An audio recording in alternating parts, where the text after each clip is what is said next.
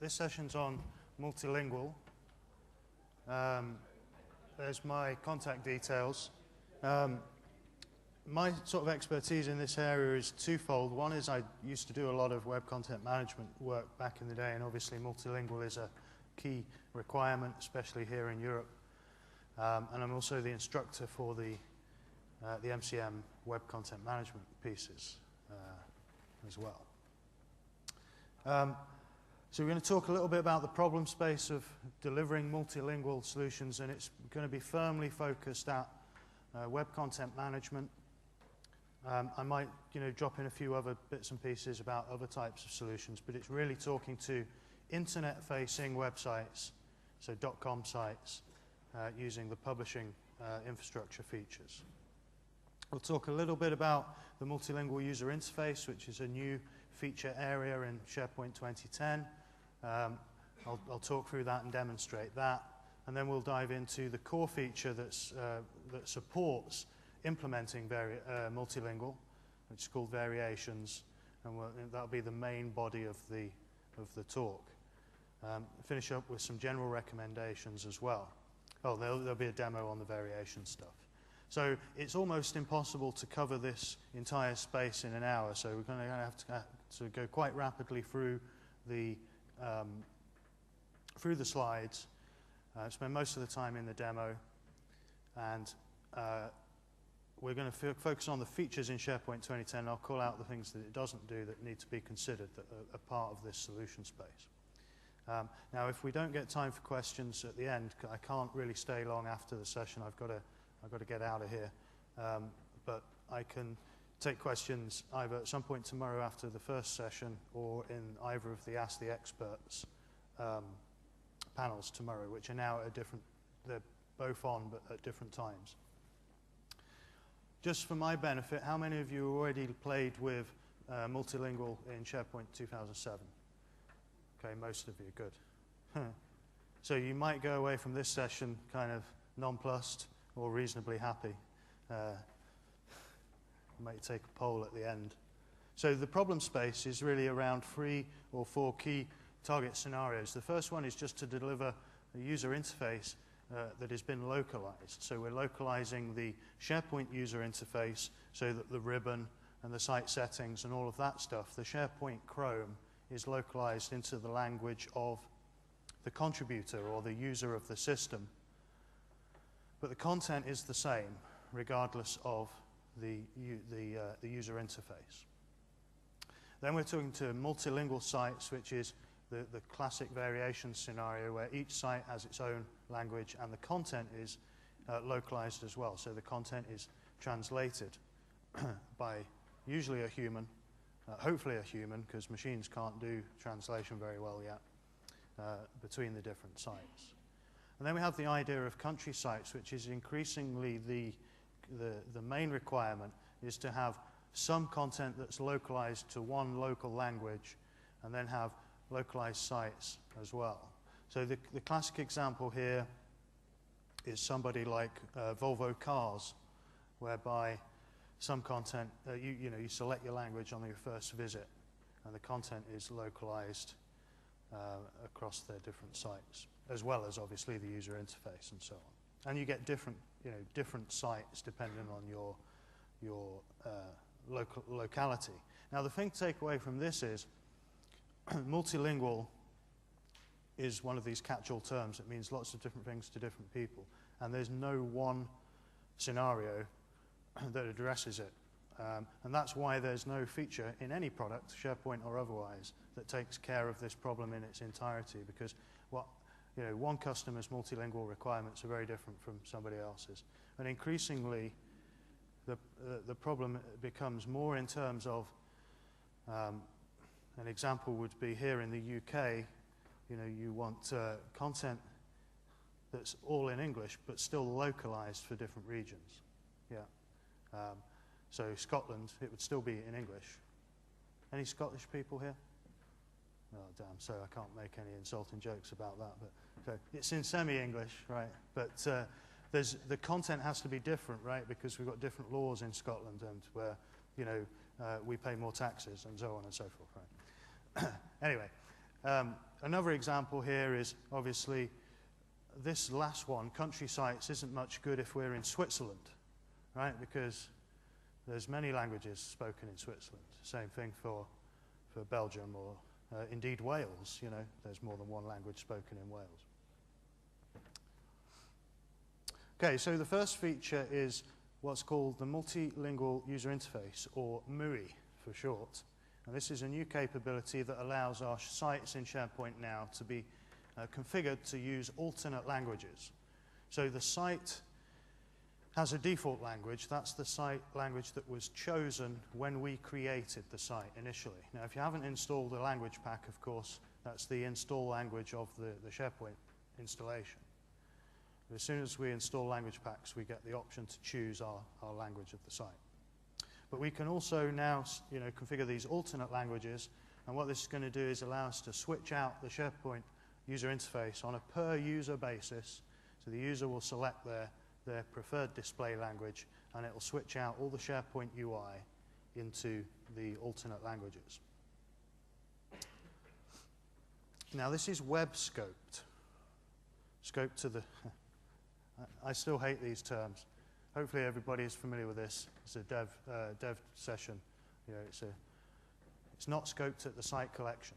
And it makes sense, this. You do want it, because it's a user setting, you don't want it scoped at the site collection.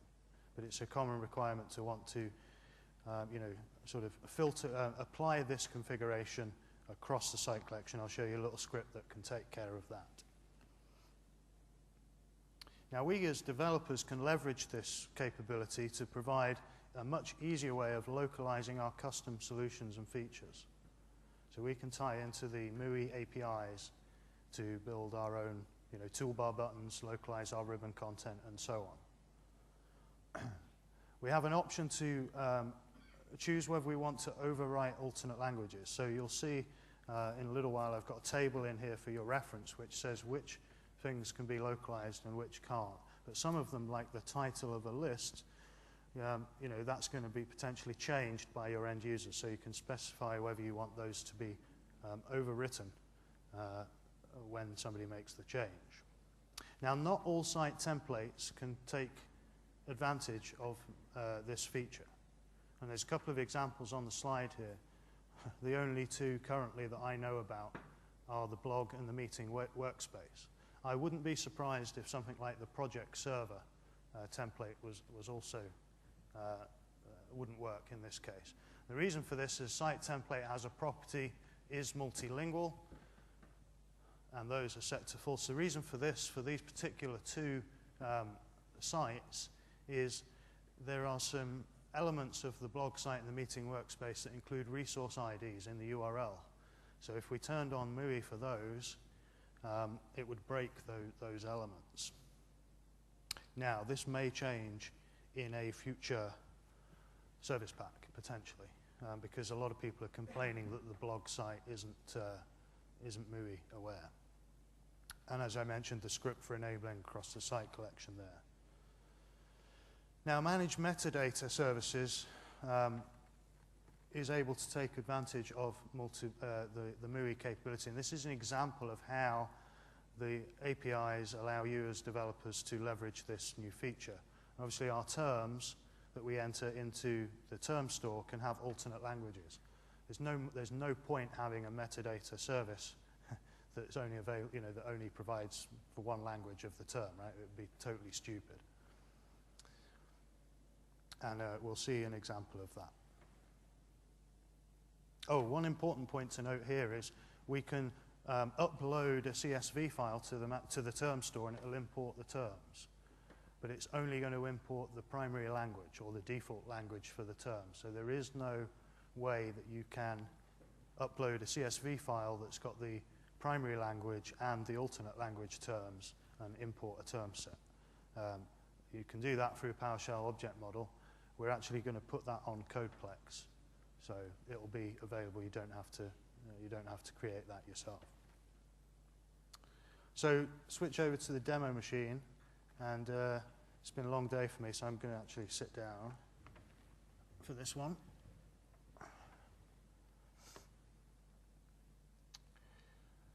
So here's my demo machine. It's very straightforward. I've basically got two web applications on here. The first one is a team site, and I have under the team site, I have a blog site, another couple of team sites, and a meeting workspace here. So these are all you know, out-of-the-box site templates. I've also pre-installed some language packs on this machine. I've got 4 or 5 on here, I believe. And if you're not aware of that, I'll just quickly show you it. I create a new site. You know, I've got my language selection here. So actually, I've got English, French, German, Japanese, and Spanish. Okay. So at the moment, you know, this site is obviously running in English. That's the install version of SharePoint Server on this machine. I simply go into the site settings, and within the site administration here, I have language settings, the second link there.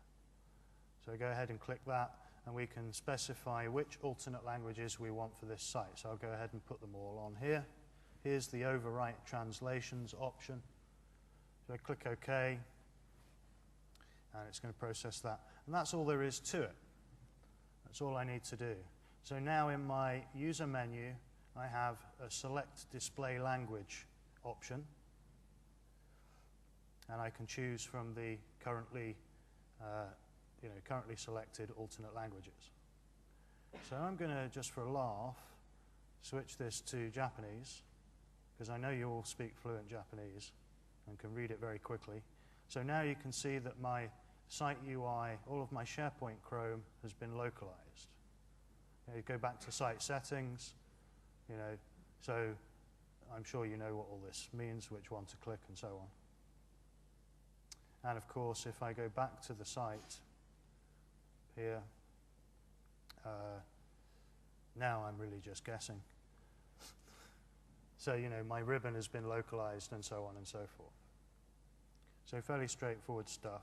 I'm now going to, I'm just going to switch this back to English for a second.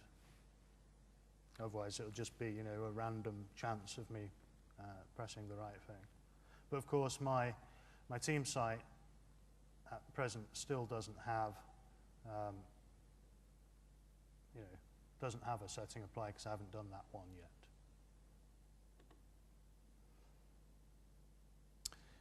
Okay, so what I'm going to do here on this guy, I'm going to enable them all. And I'm going to go back up to, oops, I'm sorry, I'm going to go back up to the root site collection. I'm going to switch it to German, because I do kind of vaguely understand that particular language. And if I now go to the team one, you can see it's retained that, because it's a per user setting. Okay, so it's retained it. It doesn't matter what site I go to in the environment. As long as I'm logged on as me, that's my per user setting. As long, you know, obviously, if I now go to the blog site, or sorry, the Team 2 site, then it's in English because I haven't enabled it for that one. So for all the sites in my environment that I've enabled it for, that user setting will be applied. So if I go to the blog site, and this is quite annoying because even though I have a property called isMultilingual, if I go ahead in here, you know, this page still loads. Right, this page shouldn't load. The link shouldn't even be in site settings, right? Because this site template doesn't support localization. So it's kind of lame. You know, I can go in head here. Now you would think, you know, if this is available, then surely I must be able to click OK, right? Otherwise, why is it there? It's just confusing to customers. I can click this OK, and it's going to say, this site is based on a, sorry, this is nasty grey Web 2.0 error messages. The site is based on a site template that doesn't support alternate languages. So why did you give me the option to do it in the first place? It's kind of sucky. But that's just the way it is. There's not much we can do about that. Oh, I'm sorry. If we go back now to, just go back. And see, I've been working with SharePoint 2010 for about 18 months now, and you know, basically full time, and I still get lost in the UI all the time. When I go to site settings, language settings, which I think is this guy, and I'm going to turn these off. So at the moment, it's only my top level site that has hang on, I've just done it in the wrong place, haven't I? Yeah, so do it in here as well. Okay. I'll turn it off for all my sites. So now I'm just going to do a script that applies or attempts to apply multilingual to all of the sites in this site collection. So it's a very simple script. You can effectively ignore this piece here, which is simply just loading the PowerShell snap-in for SharePoint. Okay, so it's loading this assembly. And what I'm going to do here is I'm going to say I want to enable for each site in all webs, I'm going to set the is multilingual to true, and then I'm going to add 3 cultures, French, German, and Spanish, and then I'm going to update that web. And I've obviously got a little bit of error handling in here, and it's going to output me a list of what it's done. So it's fairly straightforward, and I just do enable, no, don't do that one, enable MUI, and then I pass in the site collection URL, which is SP2010. So run that, hopefully it works. Just make that a bit bigger so we can see the output. So you can see a couple of exceptions. Oh, I took the exception handling out. You can see a couple of exceptions here that say the site is based on a template that doesn't support alternate languages. There's another one. And here you can see the output. So it's set team site to true. The blog and the meeting workspace are still false, obviously, but my team 1 and team 2 have been set to those. And if we have a look in the settings over on the team site, you can see now, and it's retained the user setting from my previous session. And if I go in here, change it to English, you can see, it's done those 3 that I told it to. The other thing that this is useful for, it's got nothing to do with multilingual solutions. If you're a global company, you've got 2 farms, you've got a bunch of SharePoint geeks in America. Oh, no, scratch that bad example. You've got a bunch of SharePoint geeks here, somewhere in Europe, and you've got a bunch of SharePoint geeks in the Far East, and they've both got a farm, and one of them wants to tell the other one what to do to get around a certain problem. Well, the farm in the Far East is running the the Japanese install, and the farm in Europe is running the German install, for example. So we can use this on central admin, of course, because it's just a SharePoint site anyway. And we can put those on there. So now, the 2 farm administrators can tell people the right links to click and so on. So it's a sort of side benefit, if you like, of this feature. Let's put this back. So the other thing is the term store. So I'm going to go ahead and manage my, I've already created on here a manage metadata service app. And I'll go into here, choose manage. And I, as the administrator of this system, can specify the working languages that are available. And you can see here that I have the language packs that I've installed available. I've selected English and Japanese. And I can go ahead and drag down in here. I've already imported these just to speed things up. Here's a term. And so now my language drop-down list box has 2 options. So, the default label is all vertical industries, and, I can specify Japanese. It clears that text box, and I can put, if I had a Japanese keyboard, And so now, based on the MUI preference of the user, when they go to a manage metadata column or any of the term store surface in web parts and so on, they're going to see the terms in their local language. And that's all there is to it. very straightforward feature.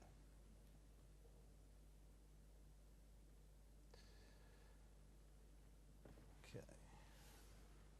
So here's the table I was talking about. This is really more for your reference. You know, you're not expected to to read all of these as I go. The point it's making is everything is localizable, apart from user content, obviously, right? We can't localize user content magically for you.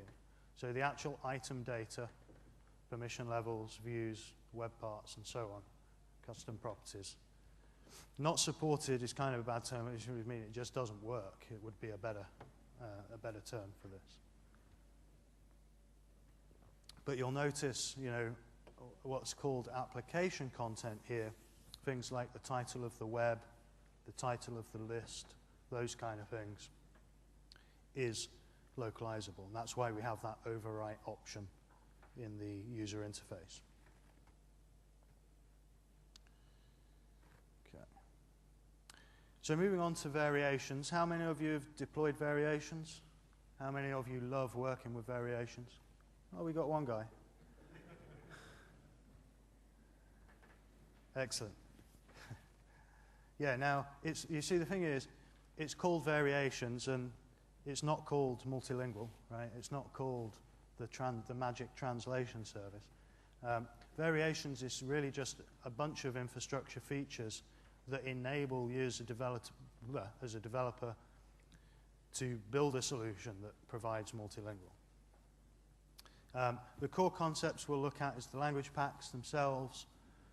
We'll talk about the variation home site, the variation settings, labels, hierarchy, and columns, translatable columns. We'll also touch on the import-export stuff. Won't spend too long on that. So for kind of about 40% of you, you'll know a lot of this. The rest of you, this is obviously new.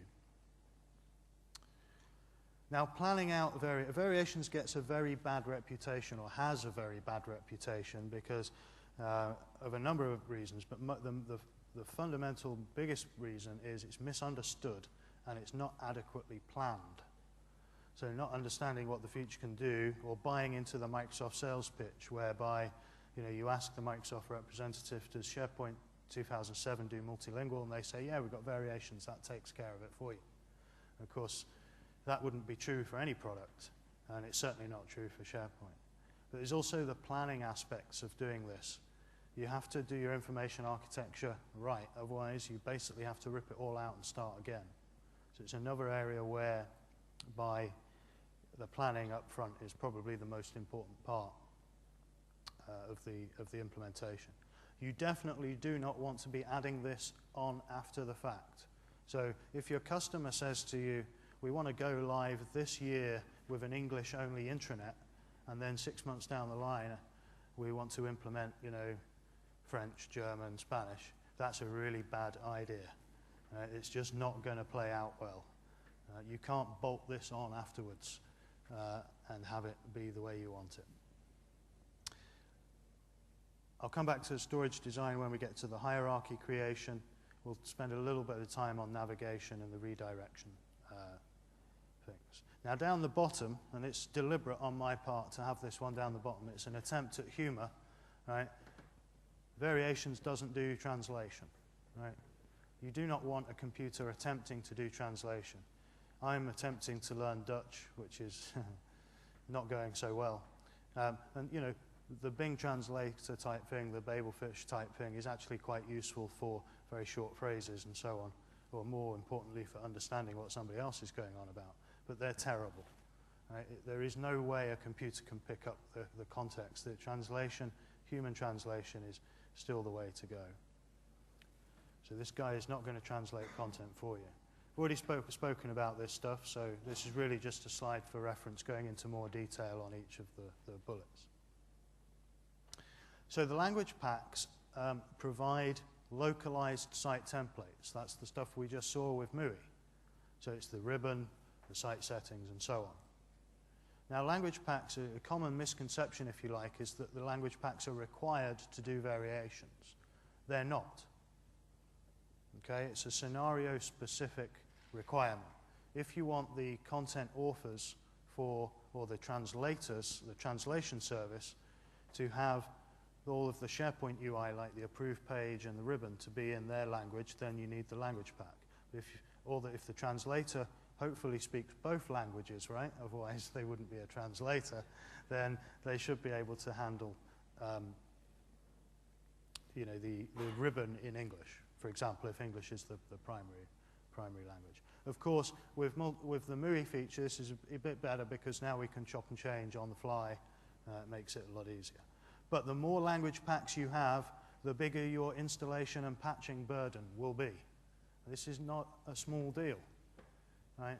Anybody here had a customer where they ran out of disk space on their C drive because they didn't make it big enough?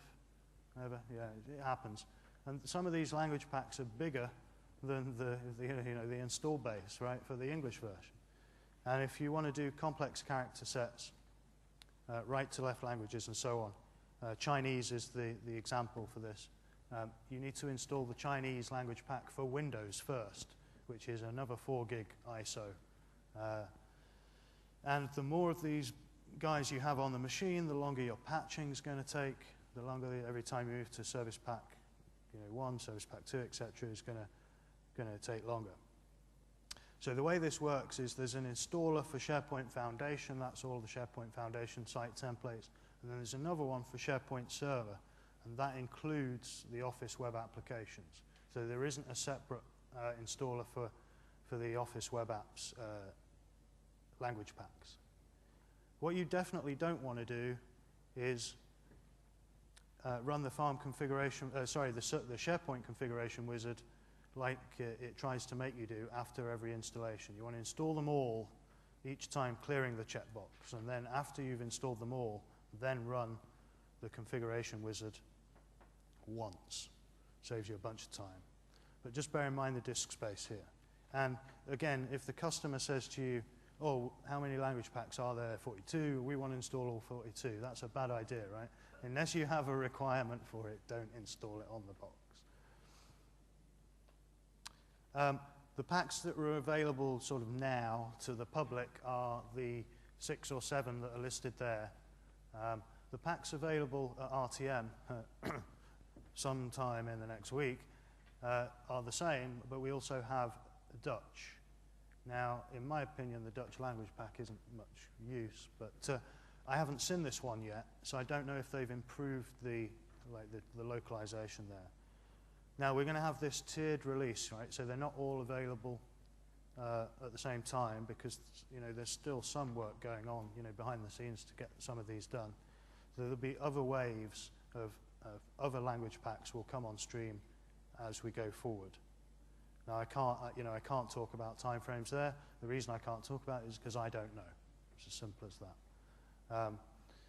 But you can expect them to come in chunks, the similar sort of number every so often.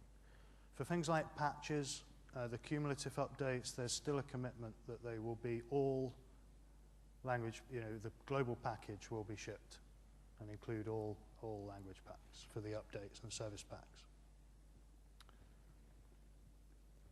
That's the install experience of the Japanese language pack for SharePoint Foundation. It's localized. Now, the good news is you know what to click even if you can't understand it, right? Because this is that I've read and understood the license agreement, right? There's only one button, and the other screens are the same. So don't when you first see that, you're like, oh dear. But it's not a problem. Okay, so some terminology. The variations home is the location where variations will be created. This is going to include the site and all of the sub-sites that are there already. Our welcome page, because we're in a publishing site, remember, this only works with publishing sites. The welcome page is replaced with a thing called variation root.aspx when we create the hierarchy. We have a variation label, which is a name, nothing else, that's given to each variation site. We have a thing called the variation source, which you'll commonly see referred to as the variation root. That's the location where content is originated, so that's where new pages are created. It's also the default location that end users get sent to if their browser locale doesn't match one of the variation labels. And then the variation sites, which are also called peers, is all the other variations. So that's the to be translated content. Now these terms are badly used on blogs and in documentation and so on. And these two come from what they were kind of known as internally whilst it was being developed originally. Okay, so this is just a little screenshot of the hierarchy. We have our home on the left, and for each label we have a new site created there, and then the content is underneath each one. Fairly straightforward. Oh, now we have a crazy animation. Let me use this guy. So the first thing we do, although I actually don't do it in this order, is configure the variation settings. The screenshot's 2007. I'll show you it in 2010. We specify the variation source and a few other options. Then we create our labels, and we specify one of them to be the source. And this is effectively going to be our primary, our variation root. Then we do an operation called create hierarchies, and the button's there. And what that's going to do is it's going to stick a new redirect into the root, and it's going to create a copy of the site for each of the labels. Then I'm going to create a new page in my English site, and I know you can't really see the picture very well there because of the colours. And I'm going to approve that page, and then automatically we're going to stick a copy of the page. It's not really a copy, but we're going to copy the content and stick it in a new page that sits in draft in the variation sites, waiting for translation. And then some spinning logo comes along and translates the content, and then obviously approves the page, and then it's available on the public site.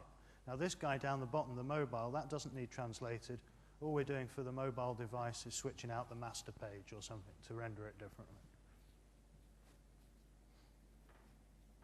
So in 2007, hierarchy creation was aside from the functional problem, was the pain point, especially in large deployments. And that's basically what I just showed you when it created the child sites there. Now this is it's a one-way gig, right? You do it once. If you don't like it or you make a mistake, you've got to throw it all away and start over. And it's very expensive, and it's very slow. And the more sites you've got, the more content you've got, the worse it gets. And this all ran inside the web server, inside W3WP. So it became basically, well, it is one of the top support issues with 2007 in this area. SP2 had this fix-up tool, kind of helpful, but it didn't solve the root cause of the problem, which was running inside the web app. So here are some common practices I want you to consider. The first one is to use a variation home outside of the site root. So if we go back to our animation here, you can see at the top on the left, we've set the home to be the source, the top of the hierarchy. That means all content in here will be translated. Well, most sites don't require all content to be translated. They only require a subset of content to be translated.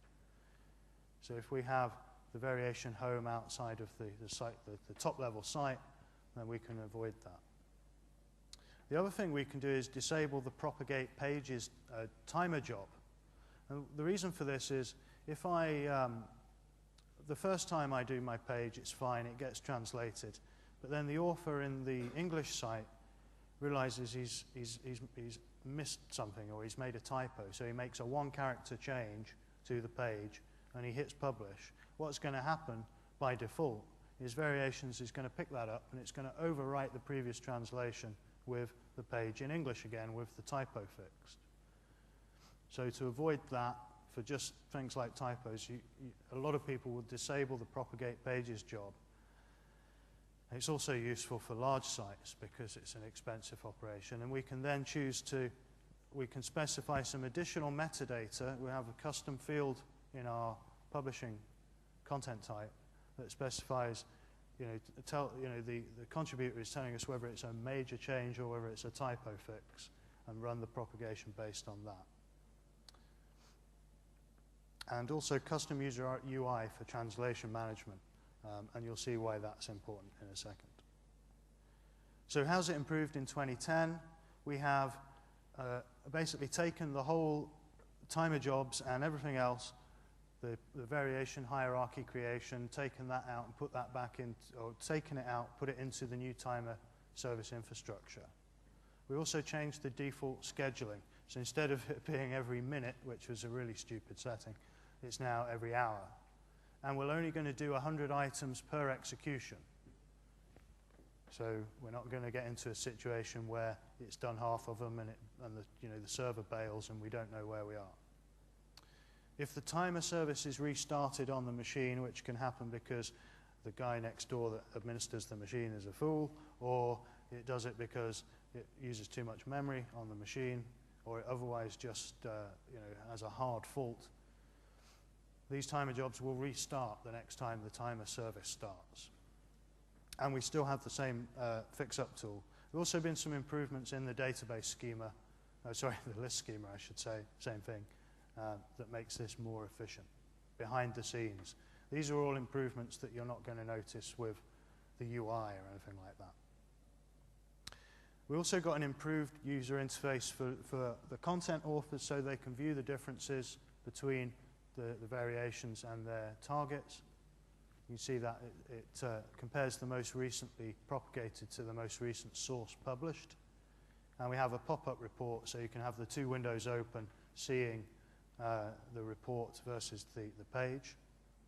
And we can now configure propagation to be in this in-demand fashion. So we don't need to disable the timer job to do this. So we can work around the typo issue with flexible propagation. This is how we turn it on. It's a very simple object model code here. We grab a reference to our site collection. We go to the relationships list folder. We grab a reference to that list here. And then we add a property called disable automatic propagation, set that to be true, update that guy, and now this isn't going to be done automatically. And then we have a UI within the page that allows the end users to push the variation. The logic for determining which site a user gets sent to is really all about a redirect. And this is the only way it can really work. Unless you have the other approach to multilingual is to have one page with the content. So we've got 4 languages. And let's just keep it simple. We'll have a page with an image and a text field. So that would, for 4 languages, that would be 8 fields. So you'd have each language on the same page, and dependent on the user's browser locale, you would switch in and out the different controls. That's the other common approach by WCM vendors to multilingual. Now that doesn't scale. It works for 4 maybe, but we'll try 50, right? And try a complex page with many images, many different text fields, and so on. It doesn't scale.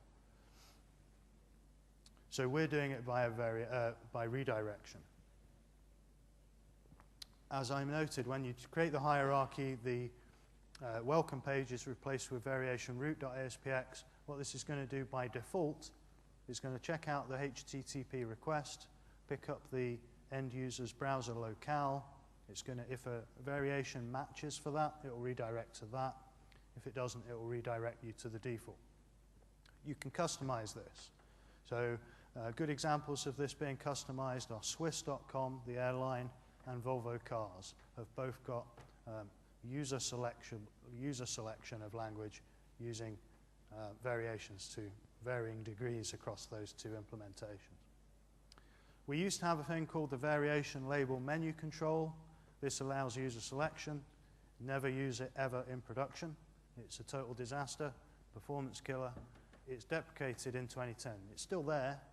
I'm going to show you it in the demo, but you don't want to use this guy because it's a real performance killer. Obviously, the master page might need customized. If you are deploying an Arabic variation site, you've got to change your master page because the navigation is going to be on the wrong side of the screen. or not the wrong side, I'm sorry, the other side of the screen. CSS also plays into that. And again, think about the performance of all of this type of customization.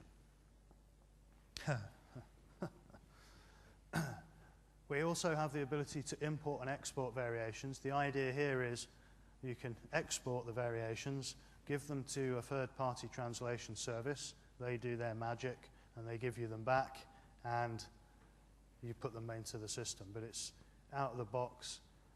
It's a waste of time because it uses content migration packages, and your translation service company has got no clue what to do with a CMP.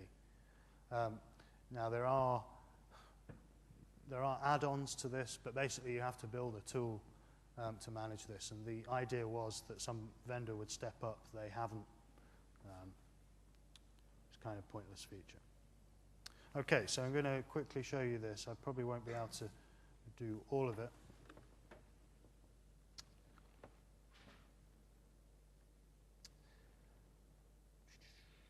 So this site here is www.sharepoint.com, and I'm using the publishing site template, and I've changed the master page because I hate the AdventureWorks one. And you know, you can see it's a publishing site because we've got all of this, you know, stuff in here. And I'll just bring this guy up as well. On the other site, if I go to my site settings, I don't have variation settings here. And the reason for that is this is a publishing infrastructure feature. In my site collection features, I must have the SharePoint Server publishing infrastructure activated. And when we activate that, we then have our variations options here. And they show up.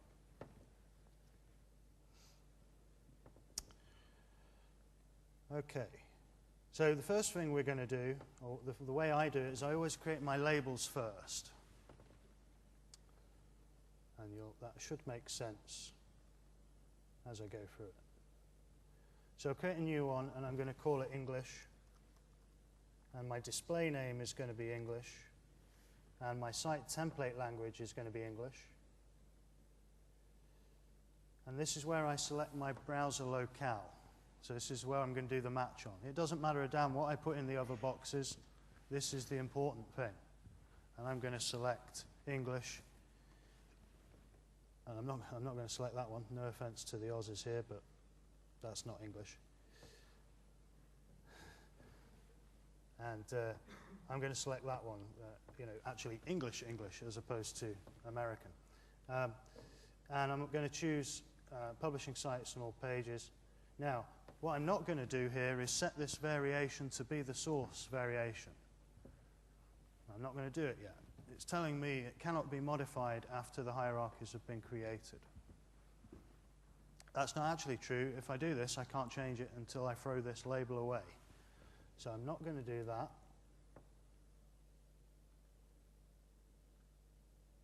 Oh, hang on. What's going on here? No variations. That's a bit strange. We've not seen that before.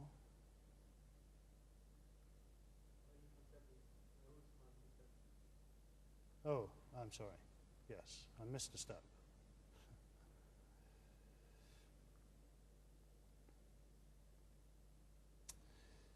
I'm going to specify, I'm going to do what I don't recommend, which is creating the hierarchy at the root here. I'm going to automatically create site pages and variations. Now, an interesting sort of common question is, if I turn this off, if I set it to do not create sites and pages, why does it still propagate my changes? Well, this only applies to the original creation of the hierarchies. After that's done, it will always, it will automatically create the changes, regardless of this setting. We can choose whether we want to update web part changes to the target pages as well. This is kind of depends on the web part. So most people will turn this off, and we'll use a different solution for localizing web parts. Send email notification if you want to spam somebody. You know, enter in a enter in your enemy's email in the site collection owner, and they'll get plenty of mail from the system. And resources is talking about images and things in the page. If you want to copy them to the local library or not. So sometimes, images have got text in them. That obviously needs translated as well. So that's what that's all about. I'm just going to keep the defaults because of time. Go back to my labels now. Thanks for the assistance, by the way. Appreciate that. English. Oops. English.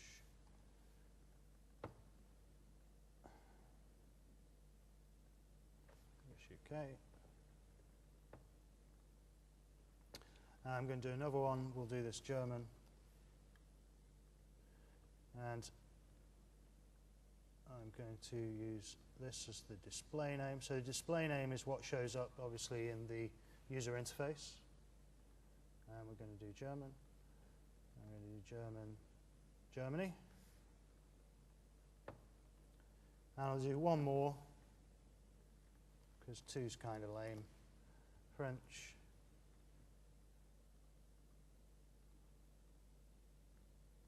And there.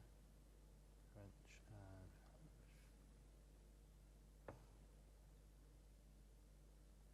okay, so now I've got them. I'm just going to make, we're going to go for a break, and I'm going to come back, or I'll get somebody else to check that these are correct. And, the UI is kind of a bit rubbish in the way it displays these, but this is what you want to be really clear about, because this is kind of a one-time deal. So now I'm happy with those, and I'm going to go ahead and make my English label the source variation. It's trying to, it's warning you 50 times not to do it. Here's where we choose which site template to use. If I've got my own custom publishing site template, it will show up in here. It's a myth that you can only use these two. If you've built your own publishing site template, you can use them. Click OK. Now I click Create Hierarchies. And in the old version, this would go ahead and do the creation. But basically, what this is going to do now is it's created a Create Hierarchies job definition. So I need to run that from central administration. And this is the problem with this user interface, because I've done this from site collection admin, right? It's not really a site collection administrator feature. It's more a, IT thing. So, by default, this is going to run between midnight and 3 a.m. So it'd be there the next day. So I might, I've got to phone the farm admin to go run the job. Luckily, we're all running as administrator on our machine and have full control of everything. So I can go to central admin and kick that off. So the timer job definition. I'm going to select my web application just to get rid of all the junk I don't care about. And down here we have a bunch of variation timer jobs. It's the Create Hierarchies one that we're interested in. I'm going to run that now. And even as a developer, you're going to spend a lot of time looking at this screen in this release. Eventually it will start, I hope. And there's no way it's done it that quick. Right?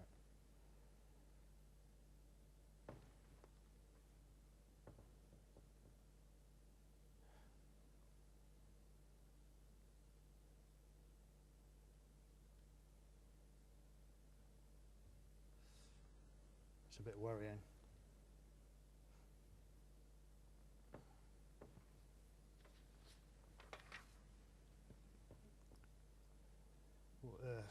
I don't want to switch to something else if it's not running.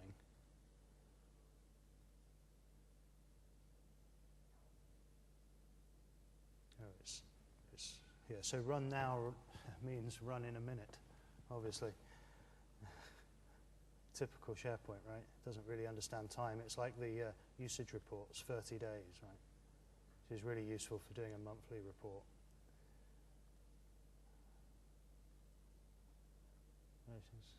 Oh, that's the site one.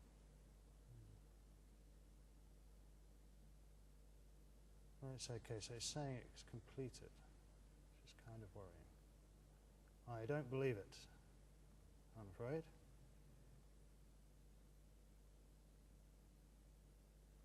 Unless I've done all of this on the wrong... No, I didn't enable it.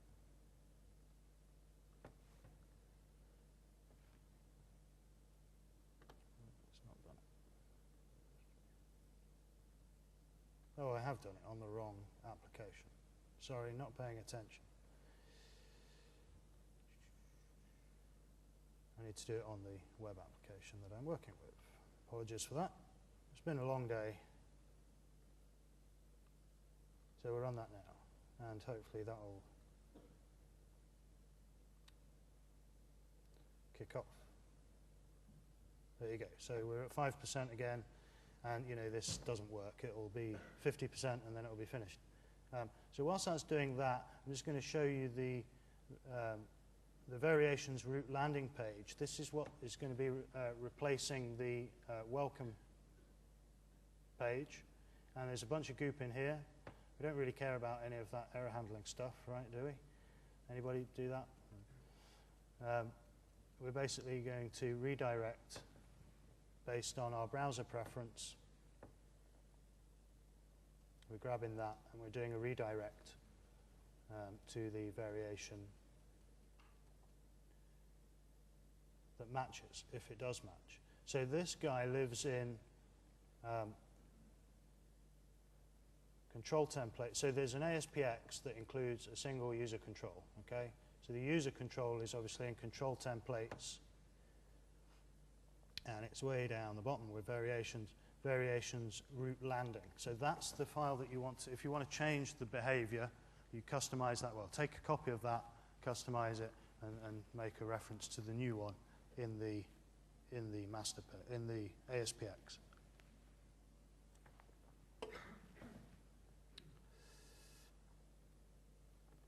Okay, let's see whether we've finished. Cool, so that's done. If I switch back to the site and do a refresh, it doesn't work. I'm going to go up to the link here. This looks more like it. So you can see now, if I zoom in a little, you can see the URL isn't taking me to /pages/default, it's taking me to English/pages/default. You see my display name here. And if I change the browser language to French, it's going to redirect me to the French site. So I go down to my languages, and I'm going to add in here French. Now these have to match. You saw the list in Site Collection Admin. This has to match, and they don't always match in the two displays between the browser and SharePoint. So just be a little bit careful there. You can be really annoying. It's not working, but it can be a minor change here. So we'll add that in, and I'm going to move that to the top of the list here. And if I go to widgets.com now, it's going to redirect me to the French version of the page. Okay. But I'm going to switch that back now. Let's get rid of that.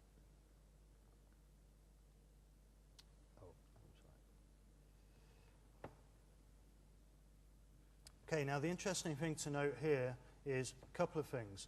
Our UI here is kind of broken a little bit. Yeah, we can't see the tab names. And of course my real site is still there.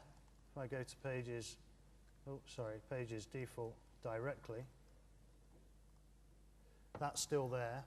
You notice my press releases, so this is why you shouldn't be doing the variation route at the root of the site collection, because we have to fix up our navigation now to get rid of, we don't want it displayed like this.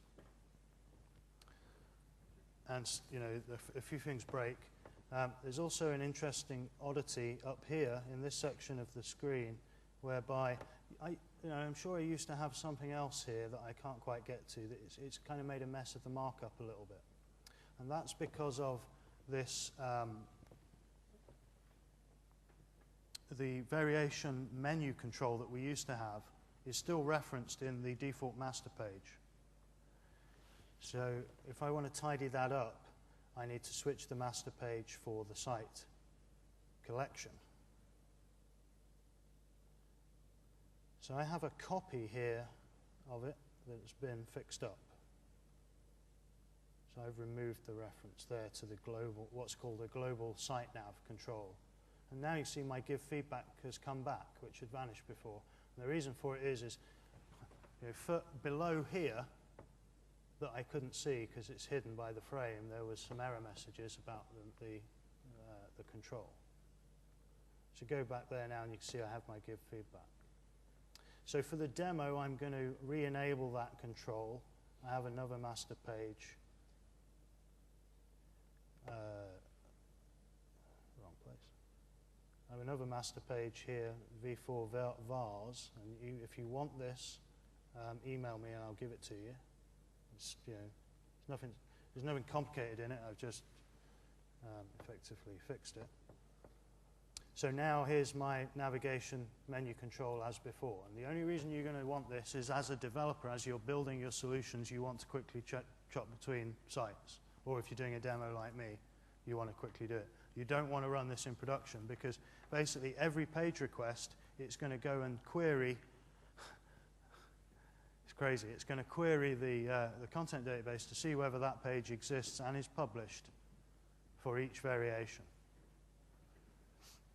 which is very expensive. Okay, so here's my home page. This is checked in and viewable by authors. I go to the French, you can see the same thing. What I'm going to do is just very quickly, because we're kind of running very short on time now. There is no good way to do this full demo quickly.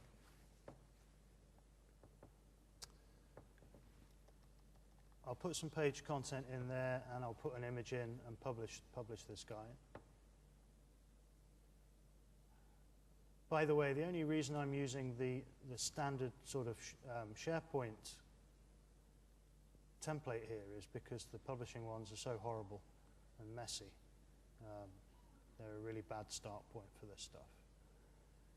And I probably need to add myself into the approvers group, but we'll try it and see what happens. It's important to use the publishing page with workflow site template here, really, oh, okay, I haven't started that yet. That's a bit stupid.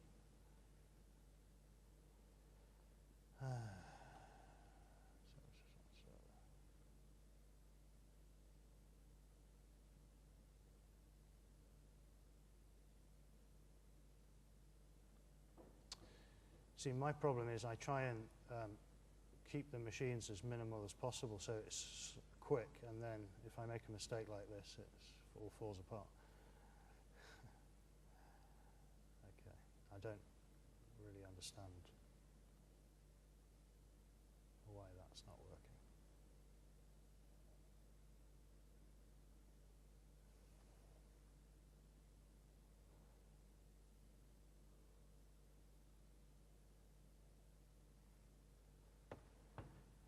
It's not misconfigured.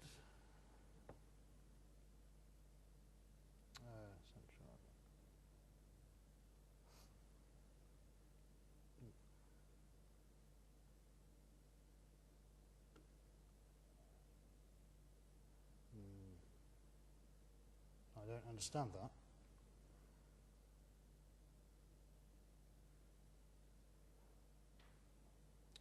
There's nothing wrong with the configuration. The state service is just GUI for the ASP.NET session state.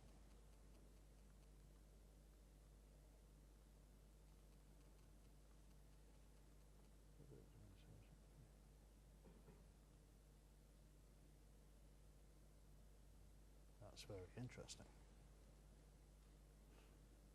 Okay, I'm not going to spend too much more time on that. That's unfortunate. I really don't know. This happened to me twice today where I've run through the demo and I did the demo like yesterday or something and it worked fine, and then I've done it on exactly the same machine, the exact same snapshot, and it's failed. So basically I'm blaming it on Steve Smith.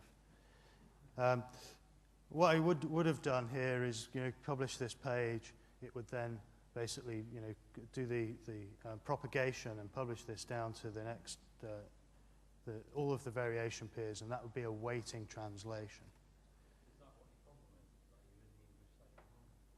No, that's where I need to be. This is the source variation. It's something to do with the ASP.NET state service on this machine. It's very, very strange. What I don't understand is why it enables, if there's something wrong with that, why it won't just let me do this.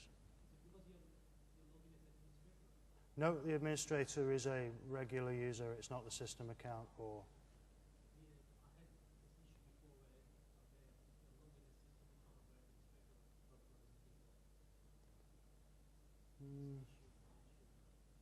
Shouldn't be. Shouldn't make any difference. Like I say, I did it yesterday and it worked fine. And I'm always the administrator. I can try somebody. Oh, I don't do that. Hang on.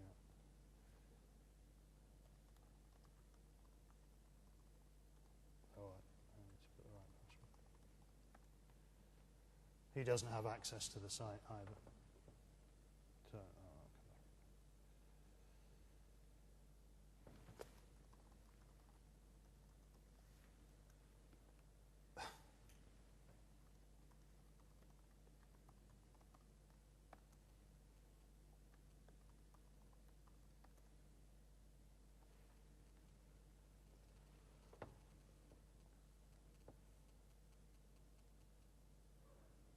I'll try one more thing, and if that doesn't work, I need to move on, because I don't want to keep you guys back, and I have a prior engagement as well. We are in approvers. Yeah, so we're in there. So it should work as it stands. There is a problem with the virtual machine, or the services on the machine.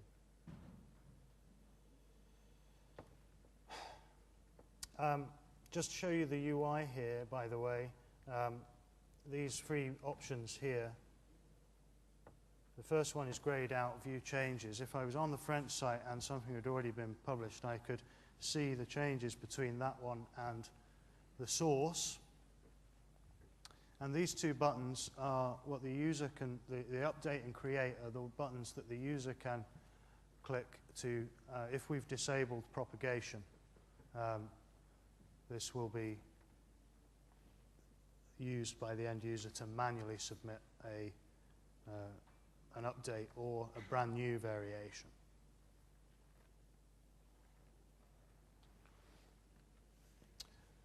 One thing I will point out that should work, he says, if we go back to here, if we go into the French site, and let's just say I need to publish the page, that's the problem. I can't show you that either. If I publish the page and then gone to one of these variations, the actual display name and the navigation would all be messed up there. There's a bug in this, whereby if you don't do if you don't go in and turn MUI on once and then turn it back off, I will have extra slashes and characters that I don't want in my display name output. So that'll be in here. Instead of it being like that with the accent, it would actually be slash and then that. So we wouldn't want that. And it doesn't matter whether it's this control or anything else. It's just a bug in how that's implemented. So obviously we would go ahead in our site settings. What we need to do for each of those that we've changed the locale is just turn on English as well. Do that, and then turn it off again, and the UI will then be correctly displayed.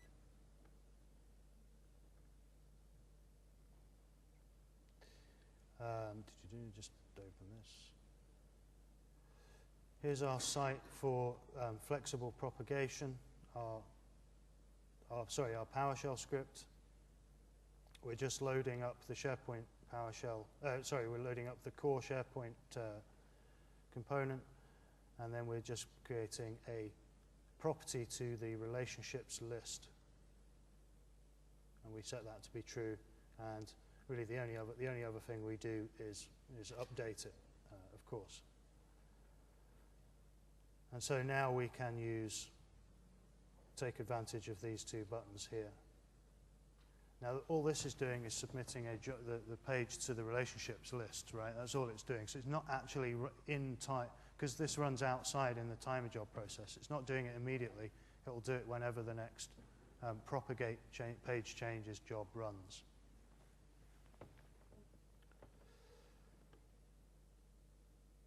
So apologies for the fundamental piece of the demonstration not working. I will try and resolve that. I'll actually be screencasting this anyway next week. So if you do want to see that, you can get it from there. Oh, I'm sorry. What I was going to do was, because it's late in the day, I was just going to show you pictures of beer, basically. So I was going to show you an English picture of beer and then a real one. Sorry about that. I'll be having a couple of those this evening, I think. Some other things, I don't want to... we're 5 minutes over. The navigation is a key issue. As you saw already, as soon as we turned on variation, especially if we do it at the root of the site collection, it's kind of nasty. We are going to have to do some work to make the navigation work the way we want it to. Even if everything's a Latin-based language, we're still going to need to do it. It's even more true if we are doing complex character sets, right-to-left languages, and so on. What a lot of companies do, well, they'll use variations just to populate the sitemaps for those controls, and they'll deal with the multilingual stuff some other way, with some custom solution. But really you should be looking at not using the SharePoint out-of-the-box UI controls for navigation. Now, you probably think you shouldn't be doing that for WCM anyway, right, because they're pretty tatty. So the third-party UI controls from the usual suspects are a good play here, Telerik, DevExpress, and so on. I mentioned this before, but web parts, the localization of the web parts, I mean, you should be avoiding web parts in publishing sites as a generalization. But if you want to localize those, variations isn't going to take care of it because it's not going to update the GUID for the web part. So this is a classic WSS localization area of development. It's not something that variations really plays into. You could do another hour on this. Consider a term store for having your common terms and referencing them if you're referencing them from code or from other functionality like a content query web part and so on. And of course we have a term store now out of the box, the one I showed you earlier with the multiple, the Japanese and the English terms.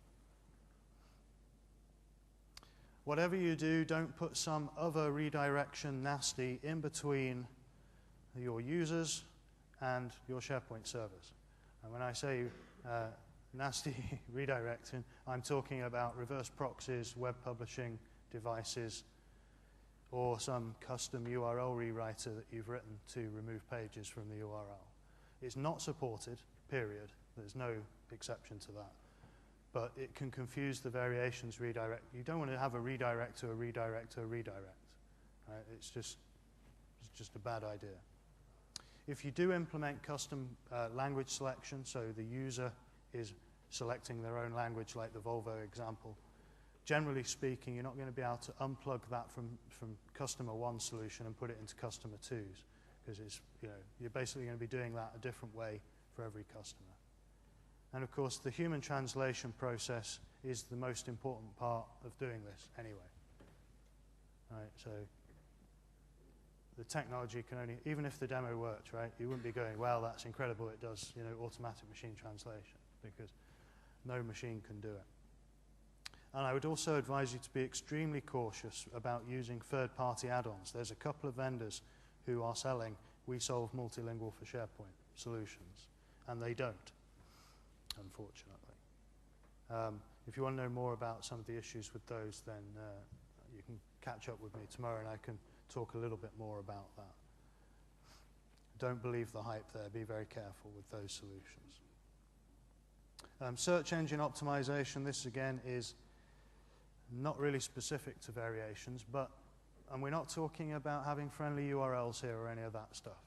What we want to do here is we want to make sure that if somebody searches from Belgium, that they are sent to the Belgian variation. And the search results that come back are those that come back from the Belgian site, not the English site. So the way to do that is to have a solid information architecture in the first place, of course, but we can do that by having a sitemap in the root of our web application. And actually, Jay Lee, who's on the product group, actually published a PowerShell script to the TechNet site, which will generate one of these for you. So that's an easy win, because a lot of people are concerned about this. Now, our welcome page, which also is our variation route landing page as well, now uses a 301 redirect. So a lot of these people that pimp SEO stuff, right, the people that you say, pay us £50 a month and we'll get you to the top of the list, all those guys, they'll tell you that search engines don't like redirects. Well, that's not true. Search engines don't like temporary redirects or a 302. A decent search engine, Google or Bing, respects a 301 redirect. And so SharePoint 2010 now uses these, whereas before it used a 302, which was really stupid. Still valid with 2010, obviously, custom user interface for managing the translation process. That's i.e. interaction with your external translation agency. Also, for comparing versions, you might have a fancy Silverlight side-by-side showing the changes on the source and the propagated peers. And again, metadata-driven propagation is still a valid approach if your requirements drive that. For country sites, you can also add content deployment to the mix. So you have a top-level domain for each of your country sites. You have variations in the sort of global one, and you will use content deployment to copy the variation peer or the variation sites to their individual web applications. Very common. Again, I could have a 2-hour session on this. It's worth considering for very large deployments. A couple of customers have done this very successfully. And that's it. I've got a guidance slide here, what to use when, really for referencing, just summarizing what I've talked about, what the options are here. Now, there is another option. You speak to a chap called Chris O'Brien, he'll say, oh, you don't want to use any of that, you just want to use custom code. And that's a valid approach.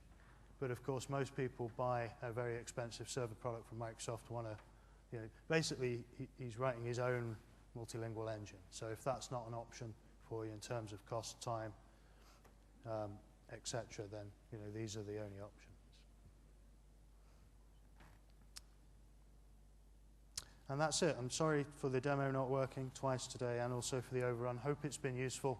As I say, any questions, drop them to the the Twitter thing for the SP Evo dev, Ask the Experts, and we will pick that up in that session. I can't take questions now. I'm sure you all want to get out and go to the party, which is this evening, I believe. Thanks very much for your time. Thanks for sticking with it.